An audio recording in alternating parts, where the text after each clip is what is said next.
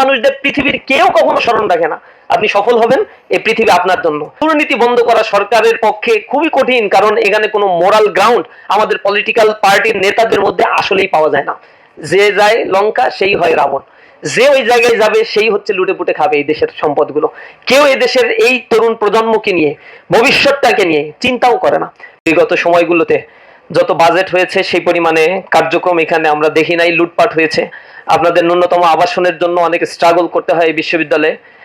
আবার এই যে সময়টা আপনারা পার করবেন, জীবনের একেবারে রূঢ় বাস্তবতাগুলো নিয়েই আপনাদের জীবনকে এই বিশ্ববিদ্যালয়ের সাথে মিলিয়ে চলতে হবে। বাংলাদেশের বাস্তবতাটা যেমন, জগন্নাথ বিশ্ববিদ্যালয়ে পড়াশোনা করলে আমার মনে হয় তা হারে হারে টের পাওয়া যায়।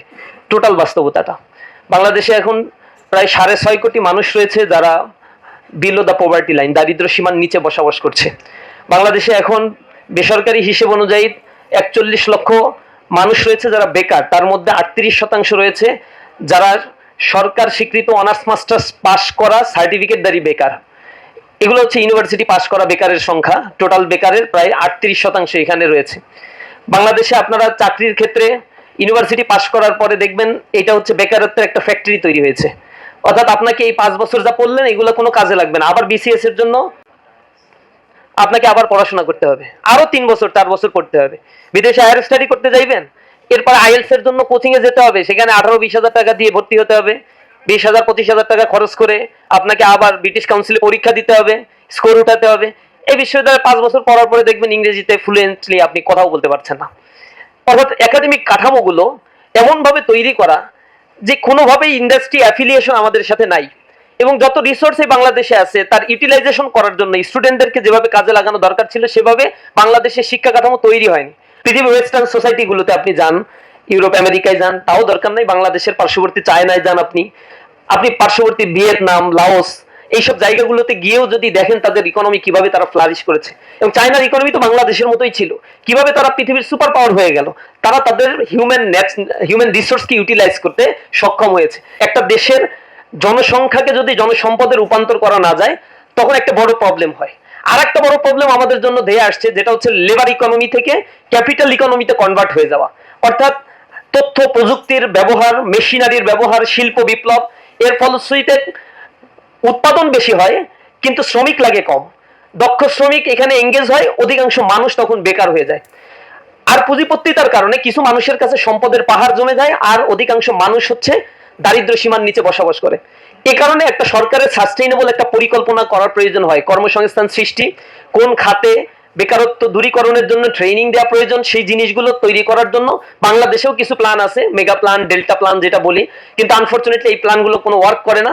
এখনো পর্যন্ত 2024-26 সাল পর্যন্ত কোনো প্ল্যান এখন পর্যন্ত ভালোভাবে ফাংশন করে নাই, যার ফলে বেকারত্বের পরিমাণ গ্রাজুয়ালি বেড়েছে। আর্টসের স্টুডেন্ট, কমার্সের স্টুডেন্ট, কলা মানবিক, এগুলোতে আরো বেশি বেকারত্বের সংখ্যা। সায়েন্সে পড়ার পরে কোনো না কোনো জায়গায় চাকরি বাকরি তার কিছু না কিছু হচ্ছে, কিন্তু আর্টসের জন্য আরো দুর্ভাগ্য অপেক্ষা করছে আপনাদের জন্য। যদিও বাংলাদেশে অ্যাভেলেবেল রিসোর্স আছে, বাংলাদেশের ইকোনমি ফ্লারিশ করার সুযোগ আছে, দেশে এক্সপ্যানশনারি মানিটারি পলিসি বা ফিসকাল পলিসি নিয়েছে, এটার প্রপার ইউটিলাইজেশন এন্ড ট্রান্সপারেন্সিটা এনশিওর করার মধ্য দিয়ে এই দেশে বেকারত্বের সমস্যা দূর করার সুযোগ ছিল। কিন্তু সরকারের এখানে যথেষ্ট সদিচ্ছার অভাব রয়েছে। কিভাবে একটা জাতি তৈরি হয়? একটা জাতি স্লোগান, মিছিল, মিটিং আর হচ্ছে মানে আনন্দ ফুর্তি করার মধ্য দিয়ে একটা জাতি কখনো গড়ে উঠতে পারে না। বাংলাদেশের অপার সম্ভাবনা আছে এবং ছিল, ভবিষ্যতে যতটুকু সম্ভাবনার দ্বার আর 4-5 বছরের মধ্যে আছে সেটাকে অ্যাভেল করার জন্য আমাদের যেভাবে ট্রেন আপ করা দরকার ছিল, এখনো পর্যন্ত আমাদের শিক্ষা কাঠামোর মধ্যে এমন কোনো পরিবর্তন আমরা দেখতে পাই নাই যে শিক্ষা কাঠামো আমাদের অনার্স মাস্টার্স পাশের পরে একটা নিশ্চয়তা দিতে পারবে যে সার্টিফিকেট নিয়ে যাওয়ার পরপরই তোমার জন্য এত এত কর্মসংস্থানের ব্যবস্থা আছে।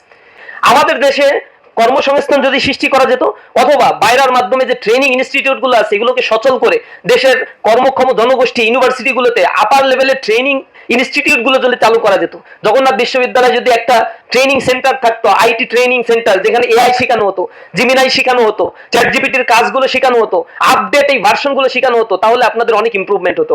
আর্টসে পড়েন, আমি জানি না এখন এগুলো শেখানো হয় কি, আমি রিসেন্টলি খোঁজ খবর নিয়েছি, আর্টসের স্টুডেন্টরা পাস করে যায় কিন্তু স্টার্টার ব্যবহার তারা জানে না, পাইথনের ব্যবহার জানে না, C++ প্রোগ্রামিং এর ব্যবহারগুলো তারা জানে না।